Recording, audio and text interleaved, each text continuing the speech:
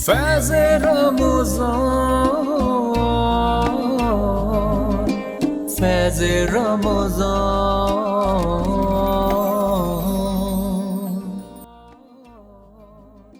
فیض رمضان۔ نام سے شروع کرتی ہوں جو نہایت رحم فرمانے والا ہے۔ السلام علیکم ورحمۃ اللہ وبرکاتہ۔ ناظرین گرامی، آج 13 رمضان المبارک 1443 ہجری ہے۔ آپ روز کی طرح فیض ٹی وی نیٹ ورک سے فیض رمضان میرے ذریعے، نازی علی کے ذریعے ملاحظہ فرما رہے ہیں، اور جہاں تک ہم بات کرتے ہیں ماہ رمضان کی، رمضان المبارک کی، عشرہ مغفرت چل رہا ہے، اور آج عشرہ مغفرت میں ہی رمضان المبارک کا دوسرا جمعۃ المبارک ہے۔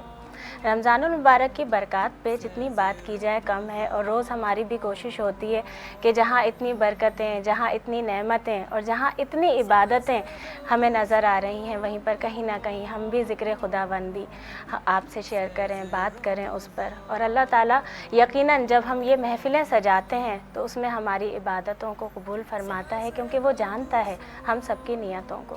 جب ہم بات کرتے ہیں رمضان المبارک کی اور اس میں مختلف موضوعات پر، جہاں اللہ تعالیٰ نے ہمارے لیے، اب خاص طور پہ جب عشرہ مغفرت میں ہم داخل ہو چکے ہیں، عشرہ مغفرت چل رہا ہے، وہیں پر اللہ تعالیٰ نے اپنے بخشش کے دروازے کھولے ہوئے ہیں۔ ہم جب بات کرتے ہیں عبادتوں کی، روزہ رکھتے ہیں، نماز پڑھتے ہیں، اس کے ساتھ ساتھ چھوٹی چھوٹی چیزوں میں اللہ تعالیٰ نے ہماری بخشش کا سامان رکھا ہوا ہے۔ آج بھی ایک ایسا ہی موضوع ہے جو ہم ہمیشہ کہہ رہے ہوتے ہیں کہ اللہ تعالیٰ سے جو لوگ بھی محبت کرتے ہیں، جو انسان بھی محبت کرتا ہے، وہ اللہ تعالیٰ پر یقین رکھتا ہے، اس کی نعمتوں پر یقین رکھتا ہے، اس کی بخششوں پر یقین رکھتا ہے، اور اسی کو کہا جاتا ہے اللہ پر ایمان لانا، یعنی اللہ پر توکل۔ یقیناً وہ پتھر کے نیچے دبی ہوئی چیونٹی کو بھی رزق فراہم کرنے والا ہے، وہ ہر شے کو جانتا ہے، اس نے وعدہ کیا ہے، جب دنیا میں اس نے کچھ اتار دیا ہے تو اس کو کیسے رزق پہنچانا ہے یہ بھی اس نے وعدہ کیا ہے ہم سب سے۔ آج کا میں آپ کو سوال بتاؤں گی، لیکن اس سے پہلے کل جو سوال آپ سے کیا تھا اس کی جانب آؤں گی۔ کل ہم نے آپ سب سے سوال کیا تھا قرآن مجید کا دل کون سی سورہ کو کہا جاتا ہے؟ قرآن مجید کا دل کون سی سورہ کو کہا جاتا ہے؟ 3 آپشنز آپ کو دیے تھے، سورہ رحمان، سورہ یاسین، سورہ ملک، اور اس کا صحیح جواب دیا گیا ہے، سائمہ نے دیا ہے حیدرآباد سے۔ سائمہ آپ کو بہت مبارک ہو۔ اس کے ساتھ ہی آج کا میں آپ کو بتا دوں، آج کا ہمارا سوال ہے قرآن مجید کی سب سے چھوٹی سورہ کون سی ہے؟ قرآن مجید کی سب سے چھوٹی سورہ کون سی ہے؟ 3 آپشنز آپ کو بتا دوں، سورہ نساء، سورہ بقرہ، سورہ کوثر۔ آپ نے اس کا صحیح جواب دینا ہے، اور جیسا کہ میں روز آپ کو بتاتی ہوں کہ ہمارے کالر صرف ہماری خواتین نہیں بلکہ مرد حضرات بھی اس میں کال کر کے جواب دے سکتے ہیں، کہ جو میں آپ کو بتا رہی ہوں کہ نادوز سیلونز کی جانب سے گفٹ واؤچر آپ کو دیا جائے گا، اور سروسز جا کے کروائی جا سکتی ہیں۔ تو مرد حضرات سے میں کہتی ہوں رمضان المبارک ہیں، اور خواتین ہماری کیونکہ گھروں میں سب کے ہوتی ہیں، تو آپ کی طرف سے چاہے آپ کی والدہ ہوں، بہن ہوں یا آپ کی بیگم ہو، آپ کی طرف سے ایک تحفہ ان کو مل جائے گا، گفٹ مل جائے گا ماہ رمضان میں، کیونکہ اس کے بعد سے خواتین کو بڑا ہو رہا ہوتا ہے کہ رمضان کے بعد پھر عید بھی آنی ہے۔ آج کا میں نے آپ کو موضوع بھی اپنا بتایا ہے، لیکن وہیں پر ہمارے ساتھ مہمان بھی موجود ہیں، روز کی طرح عالم دین، جو کہ اس موضوع پر بات کریں گے، نہ صرف ہماری، آپ کی، ہم سب کی اصلاح کریں گے کہ توکل کے بارے میں اگر ہم بات کرتے ہیں تو یہ موضوع ہے کتنا وسیع۔ آپ کا تعارف ان سے کرواؤں، علامہ عمر فاروق حنفی صاحب ہمارے درمیان موجود ہیں، معروف عالم دین ہیں، اس کے ساتھ ہی نعت خواں ہیں سید احمد رضا راشدی، اور دونوں مہمانوں کو روز کی طرح فیض رمضان میں خوش آمدید کروں گی۔ السلام علیکم۔ وعلیکم السلام۔ کیسے ہیں آپ؟ الحمدللہ، رمضان کیسے گزر رہا ہے؟ اللہ کا بے پناہ فضل اور احسان ہے۔ رمضان المبارک کی تو اپنی ہی بہاریں ہیں، اور ہر انسان کی ایک مختلف کیفیت ہے۔ جی، اللہ کا بے حد فضل ہے رمضان میں۔ اچھا، اگر کیونکہ میں اپنے موضوع کی جانب آتی ہوں کہ سب سے پہلے تو لیکن میں یہ چاہوں گی کہ تھوڑا جمعے کی مناسبت سے اگر اس کی برکات کے بارے میں بات کریں، کیونکہ رمضان المبارک کا دوسرا جمعہ ہے یہ آج۔ دیکھیں، رمضان المبارک کی تو ہر ساتھ یہ ایک نعمت ہے، اور جمعۃ المبارک ویسے ہی یہ دنوں کا سردار ہے، جی، اور رمضان میں اس کی یہ برکت ہو جاتی ہے کہ روایت میں آتا ہے کہ ویسے روزانہ ماہ رمضان کے دن میں اللہ تبارک و تعالی افطار کے وقت 10 لاکھ جہنمیوں کو جہنم سے آزاد فرماتا ہے، جی، اور اس کی خصوصیت یہ ہے کہ ماہ رمضان المبارک میں، جمعۃ المبارک میں اس کی ہر ہر گھڑی میں اللہ تبارک و تعالیٰ 10 لاکھ جہنمیوں کو جہنم سے آزاد فرماتا ہے. جی. یہ وہ جہنمی ہیں کہ جو بدعمالیوں کے سبب، جو گناہوں کے سبب، جنہوں نے اپنے اوپر جہنم کو واجب کر لیا، اللہ ان پر خصوصی رحمت کرتے ہوئے اس جمعۃ المبارک کی برکت سے انہیں جہنم سے آزاد فرماتا ہے. تو بالکل. یہ ایسی سعادت ہے. اللہ کریم ہم آج دعا کرتے ہیں اس مناسبت سے کہ جو سعادت ہمیں ملی اس میں ہمیں مغفرت عطا فرمائے اور ہمارا نام ان میں درج فرمائے جو جہنم سے آزاد ہو چکے ہیں. بالکل بالکل. اچھا، اسی میں جب ہم بات کر رہے ہیں، جیسے موضوعات تو جتنی بات کی جائے نا، جب ہم بات کرتے ہیں کہ ہمیں اسلام سے کیا درس ملا ہے، تو اس میں بے شمار ہماری عملاً جو زندگی ہم گزار رہے ہیں اس میں بے شمار ایسی چیزیں ہیں کہ جسے اگر معمولی ہم حصہ بنا لیں نا تو اس میں بھی عبادت کا شمار ہو جاتا ہے. بالکل بالکل. اور وہیں ہماری روزمرہ زندگی میں بے شمار ایسے کام ہیں یا جملے منہ سے نکل جاتے ہیں جس میں شاید ہم ناشکری کر گزرتے ہیں اللہ تعالیٰ کی. لیکن توکل کا بھی کہا جاتا ہے نا کہ پورا یعنی ہونا بڑا ضروری ہے اللہ تعالیٰ پر. آغاز میں کیا روشنی ڈالیں گے؟ دیکھیں، توکل جو ہے وہ بنیادی طور پر ان اوصاف میں سے ہے کہ جس میں رب تبارک و تعالیٰ نے توکل اختیار کرنے والوں کو اپنا محبوب بندہ قرار دیا. سبحان اللہ. سبحان جیسے کہ اللہ. قرآن کریم فرقان حمید کی آیات بینات میں سورہ آل عمران میں اللہ تبارک و تعالیٰ ارشاد فرماتا ہے فَإِذَا عَزَمْتَ فَتَوَكَّلْ عَلَى اللَّهِ إِنَّ اللَّهَ يُحِبُّ الْمُتَوَكِّلِينَ. اور جب کوئی کسی چیز کا عزم کرے تو اللہ پر توکل یعنی بھروسہ کرے تو بے شک اللہ تبارک و تعالیٰ بھروسہ کرنے والے کو محبوب رکھتا ہے. سبحان اللہ. تو یہ سبحان اللہ. وہ اوصاف ہیں کہ جن کو اپنا کر اللہ کے محبوبین کی صف میں شامل ہویا جا سکتا ہے. یعنی جس طرح وہ مختلف مقامات پر کہ اللہ تعالیٰ پاک رہنے والوں سے محبت کرتا ہے، اللہ تعالیٰ توبہ کرنے والوں سے محبت کرتا ہے، اللہ تبارک و تعالیٰ اپنے محبوب علیہ الصلاۃ والسلام کی اتباع اطاعت کرنے والوں سے محبت کرتا ہے. وہیں یہ وصف توکل، اس کے ذریعے بھی اللہ تبارک و تعالیٰ کا محبوب بندہ بنا جا سکتا ہے. سبحان اللہ. اچھا، آپ نے کیونکہ یہ بھی کہا نا کہ اطمینان یعنی جی. اللہ تعالیٰ کی طرف سے اطمینان، اس میں ایک سوال بھی بنتا ہے کہ جو تاکہ ہمارے ناظرین تک بھی پہنچے کہ ایک یہ بھی بات کہی جاتی ہے کہ توکل صرف خوشی میں نہیں ہے، یعنی خوشی یا غم میں نہیں ہے کہ آپ غم میں آزمائش ہو رہی ہے تو اس وقت اللہ تعالیٰ کا کر رہے ہیں، اس کو مسرت میں بھی اور آپ کسی مصیبت میں بھی دونوں چیزوں کے اندر آتا ہے. اس کو ذرا روشنی ڈالیں گے کس طرح سے کہ یہ والا اطمینان اور اللہ پہ بھروسہ. اصل میں بنیادی طور پر کسی بھی چیز کو سمجھنے کے لیے اس کو مختلف پیرائے میں سمجھنا بیحد ضروری ہے. جی. انسان کی ایک خصلت، اس کی جبلت یہ ہے کہ وہ ہر چیز کو اپنے ذہن کے مطابق سمجھتا ہے، لیکن اسلام نے جو توکل کا ایک مفہوم دیا ہے وہ بہت وسیع ہے. اب توکل کس معنی میں لیا جائے؟ اللہ تبارک و تعالیٰ کو خالق و مالک ماننے والا وہ اس بات پر مکمل یقین رکھے، کامل یقین رکھے کہ اسے جو خیر پہنچنی ہے اس خالق و مالک کے ذریعے ہی پہنچنی ہے، یہی توکل ہے. اور اسے اہل ایمان کا زیور تک قرار دیا گیا ہے. یعنی توکل کے ذریعے اب یہ نہیں ہے کہ صرف خاص پیرائے میں، صرف خوشی کے اندر ہم اللہ پر بھروسہ کر رہے ہیں، کوئی مشکل وقت آن پڑے، کوئی آزمائش آن پڑے تو اب ہم واویلا کرنا شروع ہو جائیں. بلکہ حقیقی توکل یہ ہے کہ اس مشکل وقت میں اللہ کی بارگاہ میں ہم صبر کریں اور اس کے شکر گزار بندے رہیں، اور ساتھ ساتھ اس امید پر قائم رہیں کہ اس پریشانی اور مشکل کو ٹالنے والی ذات ہی رب تبارک و تعالیٰ ہے. بالکل. کن فیکن بھی تو یہی ہے، کن فیکن کو آگے بڑھاتے ہیں آپ کے ذریعے. اب یہی ہے کہ اللہ تبارک و تعالیٰ تمام خیر اور جو شر ہے اس کا خالق ہے. جی. اب اس کی نسبت یوں ہے کہ جب بندہ مومن کوئی خیر کا کام کرتا ہے تو اس کی بھلائیاں اس پر اترتی ہیں، اور جب کوئی شر کا کام کرتا ہے تو اس کے گناہوں کا جو معاملہ ہے وہ اس کے ساتھ یوں ہوتا ہے کہ اس کو کسی آزمائش کی شکل میں بھی مل جاتا ہے. اب دیکھا جائے تو اسلاف کی زندگی کو دیکھیں تو ان کی تو پوری زندگی اللہ تبارک و تعالیٰ کی اطاعت و فرما برداری میں، رسول اللہ صلی اللہ علیہ وسلم سے محبت، ان کی سنتوں کی احیاء میں گزر جاتی ہے، لیکن ان کی آزمائشیں دیکھیں تو آپ کو زیادہ نظر آئیں گی. تو اس سے پتہ چلتا ہے کہ توکل اختیار کرتے ہوئے رب تبارک و تعالیٰ پر کامل ایمان رکھنا، کامل بھروسہ رکھنا کہ وہی ذات ہے کہ جو سمندر کے اندر کشتی اگر بھنور میں پھنسی ہوئی ہے تو وہی اپنے قول کے ذریعے اپنے فعل کے ذریعے نکالے گا۔ تو جب ایمان یہ کامل ہوگا تو بندہ پھر دائیں بائیں جانب نہیں دیکھے گا، بلکہ اس کی جو لگن ہوگی وہ صرف رب تبارک و تعالیٰ کی رحمت اللہ کی تعالیٰ طرف کے ہوگی۔ فیصلوں کے ساتھ جوڑ دینا ہر بالکل چیز۔ ایسا ہی ہے، یہ نہیں سمجھنا کہ جناب یہ کیوں ہو گیا یا یہ میرے ساتھ کیوں ہو رہا ہے، اس کے فیصلے میں راضی بالکل ہونا۔ یہ اعلیٰ درجہ ہے ایمان کا، کہ اس کی رضا میں راضی رہنا۔ اگر کوئی اس کی رضا میں راضی نہ رہے تو یہ کیا ہے، یہ ناشکری ہے کہ اللہ نے اسے توانا جسم دیا، بولنے کی صلاحیت دی، اتنی زیادہ نعمتیں دی کہ جن کا شمار کریں تو ان نعمتوں کو ہم جو ہے وہ شمار نہیں کر سکتے۔ اب اگر ذرا سی مشکل آ جائے، کوئی آزمائش آ جائے، صحت کی پریشانی آ جائے تو ہم اس پر اعتراض کرنا شروع کر دیں، یہ اہل ایمان اور اللہ کے محبوبین کی صفت نہیں رہی ہے، یہ تو مغضوبین کی صفت رہی ہے کہ وہ معاذ اللہ تبارک و تعالیٰ کے ناشکرے ہو جایا کرتے تھے۔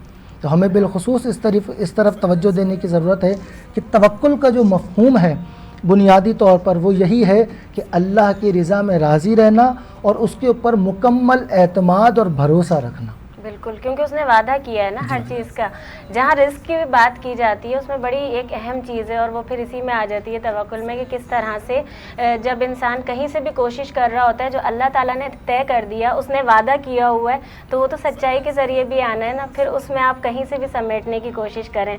آج کا جو معاشرہ چل رہا ہے اس میں ہم سب سے زیادہ یہی چیز دیکھ رہے ہوتے ہیں، اور شاید اسی چیز کی کمی ہے جس کی بنا کے اوپر انسان سوچتا ہے کہ میں کیسے پورا کر سکوں گا، تو میں یہ بھی کر لیتا ہوں، میں وہ بھی کر لیتا ہوں، اور وہیں شاید صحیح اور غلط کا، حرام اور حلال کا فرق ختم ہو جاتا ہے۔ کیا فرمائیں گے؟ اس میں دیکھیں بنیادی بات یہی ہے ہمارے موضوع کی مناسبت سے جی۔ کہ توکل کا مفہوم یہ نہیں ہے کہ انسان جو ہے وہ ہاتھ پر ہاتھ دھر کر بیٹھ جائے۔ احادیث طیبہ میں بھی یہ مفہوم ہے۔ حضور علیہ الصلوۃ والسلام کے پاس ایک صحابی آئے اور آپ نے عرض کی یا رسول اللہ صلی اللہ علیہ وسلم، میں اپنے جانور کو باندھ کر توکل کروں یا چھوڑ کر توکل کروں؟ تو یہ بظاہر تو بہت مختصر مفہوم کی حدیث ہے، لیکن اس کے پیرائے میں بہت طویل گفتگو کی جا سکتی ہے۔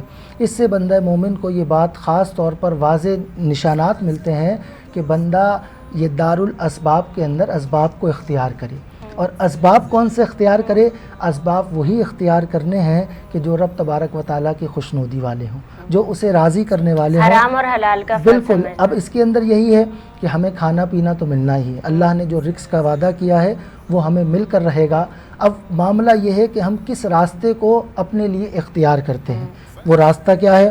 وہ اگر اللہ کے محبوبین کا راستہ ہے تو یہ ہماری اللہ تبارک و تعالیٰ کی طرف قربت کا ذریعہ بن جائے گی، اور اللہ تبارک و تعالیٰ کے محبوبین کا راستہ نہیں ہے، ان راستوں پر ہے جس سے شریعت نے منع کیا ہے، تو پھر ہو سکتا ہے ہم کامیابی حاصل تو کر لیں، لیکن وہ کامیابی مختصر وقت کے لیے ہوگی، دائمی کامیابی نہیں ہوگی، اور بروز معاشر ہمیں ذلت و رسوائی کا سامنا بھی کرنا پڑے گا۔ یہاں ایک سوال اور بہت زیادہ یہ ہوتا ہے کہ بھئی ہم نے تو توکل کر لیا ہے، بس اللہ دے گا۔ نہیں، وہ تو پھر ایک بالکل ہی الگ چیز ہوگی۔ حضرت امام احمد بن حنبل مشہور بزرگ ہیں، بہت بڑے محدث ہیں، بہت بڑے فقیہ ہیں۔ آپ سے سوال کیا گیا کیا کوئی شخص بیٹھا رہے اور اس بات پر کہے کہ میں توکل کر رہا ہوں کہ اللہ مجھے روزی دے گا، اللہ مجھے کھانا دے گا، تو آپ نے فرمایا کہ ایسا شخص جاہل ہے، یعنی وہ شریعت کے مقصود کو نہیں سمجھ سکا، وہ قرآن مجید فرقان حمید کی آیات بینات کے مفہوم کو نہیں سمجھ سکا۔ حضور علیہ الصلوۃ والسلام نے جو توکل کے مفہوم کو بیان کیا اور جو دارالاسباب کے اندر اسباب اختیار کرنے کے راستے بیان کیے ہیں، اب آپ دیکھیں کہ ہمارے دین کے اندر ایک بہت بڑا معاملہ یہ معاملات کا ہے، یعنی اگر آپ تجارت کر رہے ہیں تو کس طرح تجارت کرنی ہے یہ آپ کو شریعت نے بتایا ہے۔ آپ ملازمت اختیار کر رہے ہیں تو اس اجیر کے کیا قوانین ہیں یہ بھی شریعت مطہرہ نے بیان کر دیے ہیں۔ یہ کس لیے بیان کیے ہیں؟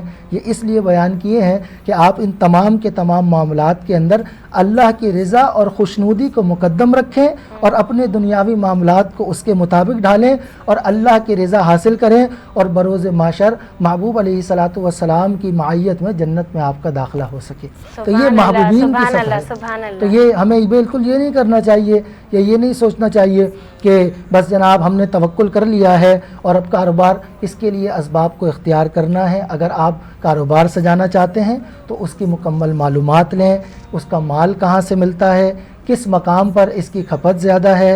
اسی طریقے سے آپ اپنے لیے کہیں ملازمت اختیار کرنا چاہتے ہیں تو آپ کے اندر جو ایبلٹی موجود ہے، آپ کے اندر جو صلاحیت موجود ہے، اس کے مطابق آپ کوشش کریں اور قصد کریں. اس کے بعد ہی آپ اللہ پر توکل کریں تو انشاءاللہ اس کے بہترین کیونکہ نتائج ہمیں محنت میں حاصل عظمت ہوگی. ہے، یہ چیز ہے ساتھ میں چل رہی ہے. بہت شکریہ. مزید اس پر بات کریں گے. آپ بسم اللہ کریں، کیا سنائیں گے؟ بسم اللہ. جی بسم ماشاء اللہ، اللہ، بسم اللہ، ماشاء اللہ. جی بالکل، بسم اللہ. صلی اللہ علیہ یا رسول اللہ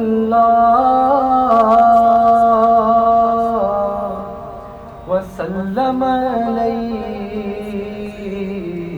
یا حبیب اللہ. سبحان اللہ، سبحان اللہ، ماشاء اللہ، جزاک اللہ.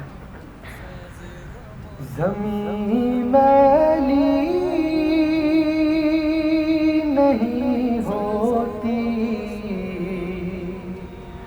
زمن میلا نہیں ہوتا. زمین میلی نہیں ہوتی، زمن میلا نہیں ہوتا. زمین میلی نہیں ہوتی، زمن میلا نہیں ہوتا. محمد کے غلاموں کا کفن میلا نہیں ہوتا. محمد کے غلاموں کا کفن میلا نہیں ہوتا. گلوں کو چوم لیتے ہیں سحرگم شبنمی قطرے. گلوں کو چوم لیتے ہیں سحرگم شبنمی قطرے. نبی کی نعت سن لے تو چمن میلا نہیں ہوتا. نبی کی نعت سن لے تو چمن میلا نہیں ہوتا. بڑا خوبصورت شعر ہے. شاعر نے بڑا خوبصورت لکھا ہے. نبی کے پاک لنگر پر جو پلتے ہیں کبھی ان کی، نبی کے پاک لنگر پر جو پلتے ہیں کبھی ان کی زباں میلی نہیں ہوتی. دہن میلا نہیں ہوتا. زباں میلی نہیں ہوتی. دہن میلا نہیں ہوتا. محبت کملی والے سے یہ جذبہ ہے سنو لوگوں. محبت کملی والے سے یہ جذبہ ہے سنو لوگوں. یہ جس من میں جائے وہ من میلا نہیں ہوتا، یہ جس من میں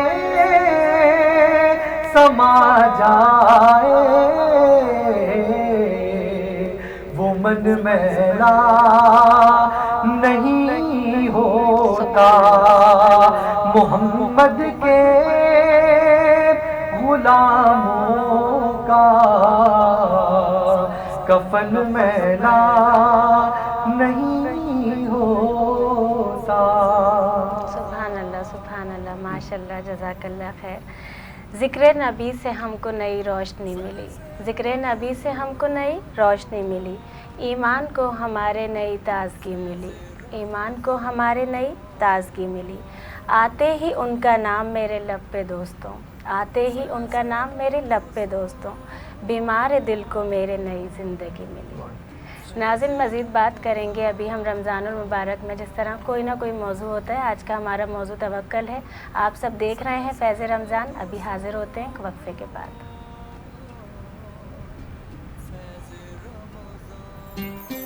فیض رمضان، فیض رمضان،